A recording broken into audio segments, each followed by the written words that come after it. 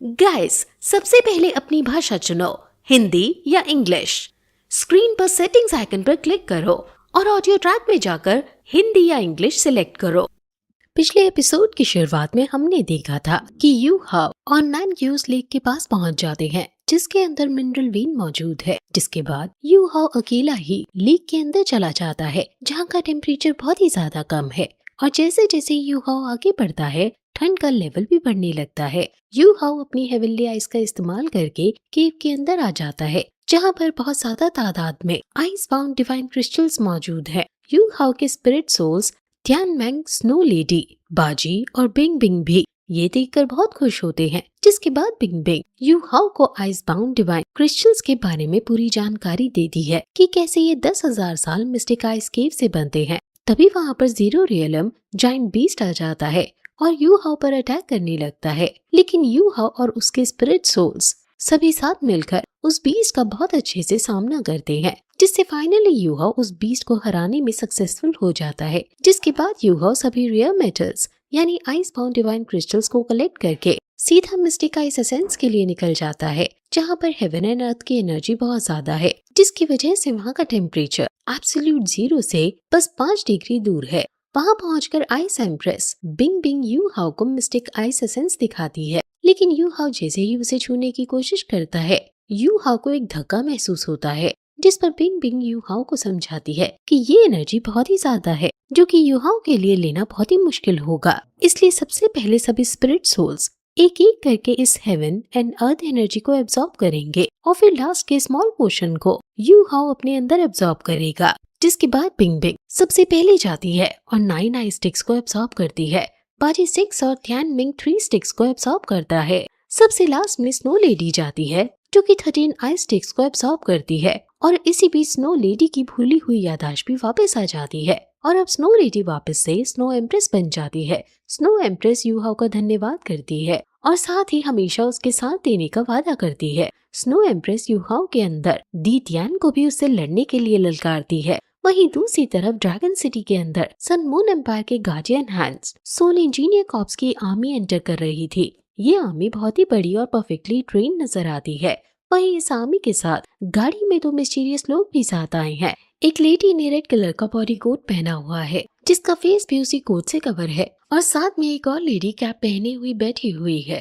वहीं नानक्यू लेक के बाहर खड़ी यू हाव के लिए बहुत ज्यादा परेशान हो रही है, क्योंकि यू हाव को गए हुए अब बहुत समय हो चुका है और ठंड इतनी ज्यादा है कि नानक्यू को यू हाव की फिक्र हो रही है। दूसरी तरफ स्नो एम्प्रेस यू हाव को आइस को कंट्रोल करने की आर्ट सिखा रही है। स्नो एम्प्रेस यू हाव को अब आइस के बारे में बहुत सी अलग अलग जानकारी देना शुरू कर दी है, जिसमें स्नो एम्प्रेस बताती है कि आइस स्नो दोनों ही पानी से बनती है। पानी ही दोनों चीजों की एक जड़ है और पानी की पार सबसे ज्यादा है। यू हाव भी बाहें फैलाए पानी की बूंदों को महसूस करने की कोशिश कर रहा है, क्योंकि जहाँ पानी है वहीं जीवन पॉसिबल है।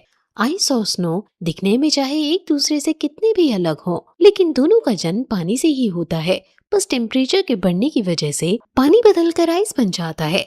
आइस पानी की ही सॉलिड फॉर्म है। जितना ये हार्ड होगा उतनी ही ज्यादा इसकी ताकत। स्नो एम्प्रेस यू हाव को बताती है कि आइस को कंट्रोल करने की आर्ट असल में टेम्परेचर को कंट्रोल करने की है, और जैसे ही तुम टेम्परेचर की मिस्ट्रीज और पानी के नेचर को समझ लोगे, वैसे ही तुम्हें सही मायने में आइस को कंट्रोल करना भी आ जाएगा। आज स्नो एम्प्रेस यू हाव को सिर्फ आइस कंट्रोल करने की पहली लेयर का ज्ञान करा रही है। जिसके बाद तुरंत ही आइस एम्प्रेस अपनी बार से यू हाव के ऊपर भी बर्फ जमा देती है और अपनी एक उंगली से ही वहाँ के पानी को फ्रीज करके बर्फ में बदल देती है। क्योंकि जब वाटर फ्रीज होकर आइस में कन्वर्ट होता है, तब बहुत ज्यादा मात्रा में हीट बाहर निकलती है। वहीं जब आइस पिघलकर वाटर में बदलती है, तब पानी बहुत ज्यादा हीट को अपने अंदर एब्सॉर्ब करता है। इसलिए जब हम आइस को प्रेस करते हैं, हमें छूते ही ठंड नहीं लगती है, क्योंकि आइस हमारी बॉडी की हीट को एब्सॉर्ब करती है। ये सब सुनकर यू हाव बहुत ही खुश होता है और कहता है कि उसने पहले कभी आइस के बारे में इतना सब नहीं समझा। साथ ही यू हाव कहता है कि अल्टीमेट आइस की बार होने की वजह से उसने खुद कभी आइस के फंडामेंटल नेचर को समझने पर ध्यान नहीं दिया। गोल सिर्फ टेम्परेचर को कंट्रोल करना ही नहीं है, इसका सही अर्थ है आइस की ट्रू एसेंस को समझना। जिसके बाद यू हाव फाइनली इस फर्स्ट लेयर को बहुत अच्छे से समझ जाता है, जिसके लिए यू हाव स्नो एम्प्रेस को धन्यवाद भी करता है।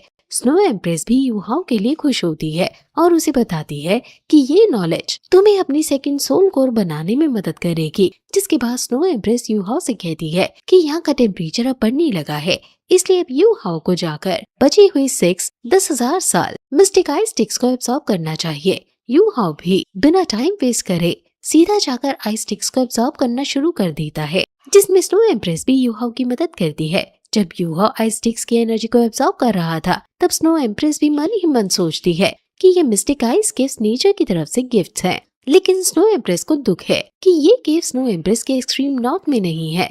ये केव्स टेक्टोनिक मूवमेंट्स की वजह से यहाँ शिफ्ट होकर आ गई हैं, क्योंकि यहाँ का टेम्परेचर एक्सट्रीम नॉर्थ से बहुत कम है। वहीं हम देखते हैं कि जैसे जैसे यू हाउ एक एक करके स्टिक्स की एनर्जी को एब्सॉर्ब कर रहा है, और अब क्योंकि इस जगह पर कोई मिस्टिक आइस केव और आइस बाउंड क्रिस्टल्स नहीं रहे, इसलिए जगह भी अब धीरे धीरे पूरी तरह टूटने लगती है। बिंग बिंग और थियान में वहीं खड़े ये सब देख रहे हैं, और जैसे ही लास्ट मिस्टिक आइस स्टिक गिरती है, लेक के अंदर टोर्नाडो सा आने लगता है और अचानक से लेक के पानी पर बर्फ जम जाती है, जिसे देखकर नानक्यू थोड़ा डर जाती है। लेकिन तभी लेक के अंदर से यू हाउ बाहर निकलता है, जिसे देखकर नानक्यू को अच्छा महसूस होता है। यू हाउ बाहर आते ही नानक्यू को बताता है कि ये लेक वाकई एक खजाने से भरी हुई थी, और मिस्टिक आइस मैरो को एब्सॉर्ब करने की वजह से अब उसकी स्ट्रेंथ भी पहले से कहीं ज्यादा बढ़ चुकी है। यू हाउ की अल्टीमेट आइस भी पहले से ज्यादा कोल्ड और प्योर हो गई है, साथ ही उसकी लाइफ फोर्स भी एनहांस हो गई है। जिसके बाद यू हाउ नानक्यू को आइस गॉड क्रिस्टल्स दिखाकर बताता है कि ये बहुत ही ज्यादा रेयर मेटल्स हैं जो उसे केव के अंदर से मिले हैं। नानक्यू क्रिस्टल्स को देखकर बहुत खुश हो जाती है। यू हाउ नानक्यू को आइस गॉड क्रिस्टल देकर उसे वापस तैंक्सेक जाकर मास्टर जुआन और बाकी सबको देने के लिए कहता है, ताकि इसकी मदद से वो लोग सोल टूल्स बना सके। नानक्यू आइस गॉड क्रिस्टल्स लेती है और यू हाउ को बताती है कि जब वो केव में था, तब उसके पीछे से ड्रैगन सिटी के बाहर सन मून एम्पायर के आर्मी ने अपना कैंप लगा दिया था।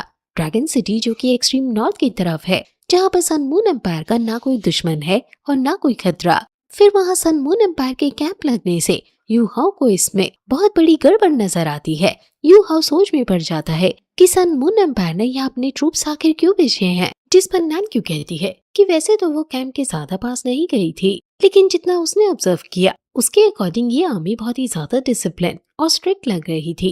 ये सब बातें करते हुए नानक्यू और यू हाउ आर्मी के ही कपड़ों में घूम रहे हैं। नानक्यू बताती है कि लगभग 20,000 ट्रूप्स और वो भी सभी फुल हथियारों के साथ और 16 इंजीनियर्स आए हैं। जिसके बाद यू हाउ नानक्यू से कहता है कि तुम शक एकेडमी जाकर रेयर मेटल्स को डिलीवर करो, और वो खुद यहाँ रुकर सन मून एम्पायर की इस आर्मी के मकसद का पता लगाने की कोशिश करेगा। जिसके बाद नानक्यू वहाँ से चली जाती है और यू हाउ दूर पहाड़ी से अपनी हेवनली आइस का यूज करके कैंप की तरफ देखता है, जहाँ यू हाउ को पता चलता है कि 100 से भी ज्यादा high altitude detection soul tools यहाँ लगाए गए हैं, जिसका मतलब इस आर्मी का प्लान कुछ बहुत ही बड़ा है, जिसकी वजह से अब यू हाउ का शक और ज्यादा बढ़ने लगता है। तभी यू हाउ की नजर पड़ती है उस कैंप पर लगे हुए झंडे पर। उस झंडे पर फिनिक्स एम्ब्लेम का सिंबल बना हुआ है, जिसका मतलब ये सन मून एम्पायर के 5 गार्डियन हैंड्स में से एक fire phoenix soul engineer corps है। ये आर्मी इतनी ज्यादा स्ट्रिक्ट है कि रात के खाने का टाइम होने पर भी लगातार पेट्रोलिंग बनी हुई है। कोई भी आर्मी मैन अपनी जगह से नहीं हिल रहा है, सभी लोग अपनी अपनी ड्यूटीज पर लगे हुए हैं। ये सब देखने और समझने के बाद यू हाउ को एक बात समझ आ जाती है कि ड्रैगन सिटी तो बस एक जरिया है, इनका असली टारगेट कुछ और है। जिसके बाद यू हाउ कैंप के अंदर आ जाता है और वहाँ पर फैली हुई सोल टूल्स के रेस को डॉज करते हुए आगे बढ़ने लगता है। ये रेस पूरे में एक जाल की तरह फैली हुई है, जिसको पार करके यू हाउ एक पत्थर के पीछे छिप जाता है। जिसके बाद यू हाउ डिसाइड करता है कि वो खुद को पकड़वाकर इस कैंप की असली ताकत का पता लगाएगा, जिसके लिए यू हाउ जानबूझकर एक आर्मी मैन के सामने आ जाता है। आर्मी मैन यू हाउ को देखकर जैसे ही अपनी गन आगे करता है, यू हाउ एक ही बार में उसे बिना हाथ लगाए अपने पास से ही गिरा देता है। जिसके बाद आर्मी मैन के ऊपर लगा अलार्म बजने लगता है, पर जगह जगह वार्निंग साउंड बजने शुरू हो जाते हैं। जिसके बाद एक साथ अटैक शुरू हो जाते हैं। सभी लोग यू हाउ के पीछे पड़ जाते हैं। यू हाउ सभी अटैक्स को डॉज करने में लग जाता है। ये अटैक्स बहुत ही ज्यादा पावरफुल हैं, जिसे देखकर यू हाउ समझ जाता है कि क्यों ये गार्डियन हैंड्स कहलाए जाते हैं। लेकिन यू हाउ भी अपना काउंटर अटैक करने के लिए पूरी तरह से तैयार हो जाता है। यू हाउ और स्नो एम्प्रेस मिलकर एक साथ एक्सट्रीम आइस डोमेन का यूज करते हैं, जिससे वहाँ पर जगह जगह बर्फ जम जाती है। जिसके बाद बाजी अपना octagonal mysterious ice grass soul bone skill octagonal omni directional thorns का इस्तेमाल करता है और अपने एक ही अटैक से 1 किलोमीटर के दायरे में प्रेजेंट सभी सोल टूल्स को डिस्ट्रॉय कर देता है। ये देखकर यू हाओ भी हैरान हो जाता है क्योंकि ये बहुत ही ज्यादा पावरफुल स्ट्रोक था। जिस पर बाजी कहता है कि वो 100,000 ईयर्स का सोल बीस्ट है, इसलिए ये तो होना ही था। जिसके बाद सीन चेंज होता है और हम देखते हैं कि रथ पर बैठी हुई 2 लेडीज जो सन मून एम्पायर की आर्मी के साथ आई थी, वो एक कमरे में आपस में बातें कर रही हैं, जहाँ एक सैनिक आकर उन्हें यू हाओ के बारे में बताता है कि एक आदमी ने आकर किस तरह उन्हें नुकसान पहुंचाया। जिसे सुनते ही रेड कोट वाली लेडी को बहुत ज्यादा गुस्सा आता है। सैनिक बताता है कि वो आदमी बहुत ज्यादा स्ट्रॉन्ग था, साथ ही उसने massive ice attribute soul skill का इस्तेमाल किया, जिससे उनके high altitude soul detection tools भी डिस्ट्रॉय हो गए हैं और फिर गायब हो गया। सैनिक कहता है कि वो आदमी स्पिरिचुअल अटैक्स करने में भी सक्षम था, जिसकी वजह से उनकी आर्मी के टारगेटिंग सिस्टम्स भी खराब हो गए। आइस एट्रीब्यूट और स्पिरिचुअल अटैक्स का नाम सुनकर रेड कोट वाली लेडी बहुत ही जिज्ञासु हो जाती है और यू हाओ को पकड़ने के लिए आइडिया सोचने लगती है। जिसके बाद वो लेडी कहती है कि इसे पकड़ने के लिए साधारण तरीके काम नहीं आएंगे, इसलिए वो कैंप को तोड़ने का जाल बिछाती है कि इससे शायद यू हाओ को पकड़ने में आसानी हो। जिसके बाद स्ट्रैटेजी के अनुसार सभी ट्रूप्स को कैंप ब्रेक करने का ऑर्डर दे दिए जाते हैं। तभी सीन चेंज होता है और हम देखते हैं कि 2 लोग मास्क लगाए एक लैब में आते हैं, जहाँ पर बड़ी बड़ी टेस्ट ट्यूब्स के अंदर 20 कैद हैं। सभी 20 को एक खास तरीके के सोल्यूशन में रखा गया है। तभी दोनों लोग देखते हैं कि एक ट्यूब में 20 के पैर हिल रहे हैं, जिसे देखते ही दोनों शॉक हो जाते हैं और सीधा दौड़कर ग्रैंड कॉन्सिक्रेटर के पास आते हैं। उसे बताते हैं कि टेस्ट सब्जेक्ट 23 72 साल से अब तक जिंदा है। असल में यहाँ 20 के ऊपर एक्सपेरिमेंट परफॉर्म किया जा रहा है, जहाँ सभी 20 को एक नंबर दिया गया है, जैसे test subject 1 2 3 and so on. ये experiment sun moon empire perform कर रहा है और अगर ये एक्सपेरिमेंट सफल होता है तो सन मून एम्पायर की आर्मी के पास ऑर्गन्स की कहीं और कमी नहीं होगी। ये सुनकर ग्रैंड बहुत खुश होता है। जिसके बाद सीन वापस से चेंज होता है और सुबह हो जाती है। यू हाओ को कैंप और आर्मी जैसा कुछ भी नजर नहीं आता है। यू हाओ देखता है कि वहाँ सब कुछ टूटा और बिखरा हुआ है। यू हाओ को लगता है कि शायद सभी लोग यहाँ से वापस चले गए हैं। जिसके बाद यू हाओ अपनी स्पिरिचुअल डिटेक्शन टेक्निक का इस्तेमाल करके सन मून एम्पायर की आर्मी का पता लगा लेता है और उनके पीछे निकल जाता है। यू हाओ सन मून एम्पायर की आर्मी की डायरेक्शंस को एब्सॉर्ब करके उनके डेस्टिनेशन यानी असल में वो कहाँ जा रहे हैं उसका पता लगाने लगता है, जो कि है एक्सट्रीम नॉर्थ। जिसके बाद यू हाओ सन मून एम्पायर की आर्मी के बीच में से होता हुआ आगे निकलने लगता है, लेकिन सन मून आर्मी यू हाओ को नहीं पकड़ पाती क्योंकि यू हाओ ने अपनी बार से अपना और बाहर का टेम्परेचर बिल्कुल मैच कर दिया था, जिससे कोई भी यू हाओ के होने का पता नहीं लगा सकता। वहीं एक्सट्रीम नॉर्थ में हम देखते हैं कि बड़े बड़े सोल टूल्स लगे हुए हैं, बड़ी बड़ी मशीन्स अपना काम कर रही हैं और सभी जगह आर्मी मौजूद है। तभी यू हाओ सोचता है कि अगर ड्रैगन सिटी जो कि एक्सट्रीम नॉर्थ के पास है, अगर वहाँ आइस गॉड क्रिस्टल और मिस्टिक आइस मैरो जैसे खजाने मिल सकते हैं तो एक्सट्रीम नॉर्थ भी रेयर मेटल्स का कोई ना कोई खजाना जरूर होगा।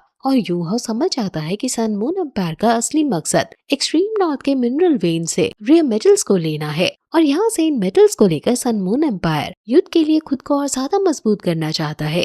तभी यू हाओ देखता है कि सन मून एम्पायर की आर्मी ने उसे चारों तरफ से घेर लिया है। साथ ही उस जगह पर एक प्रोटेक्शन शील्ड को एक्टिवेट करके यू हाओ के वहाँ से भागने के सभी रास्तों को बंद कर दिया है। तभी सेकेंड लेडी यू हाओ के सामने अपनी सोल रिंग्स दिखाते हुए उसे डराने लगती है। यू हाओ भी लेडी की सोल रिंग्स देखकर समझ आता है कि एक टाइटल डॉलू है। तभी वहाँ रेड कोट वाली लेडी आकर यू हाओ को बताती है कि कैसे उन्होंने यू हाओ को पकड़ा।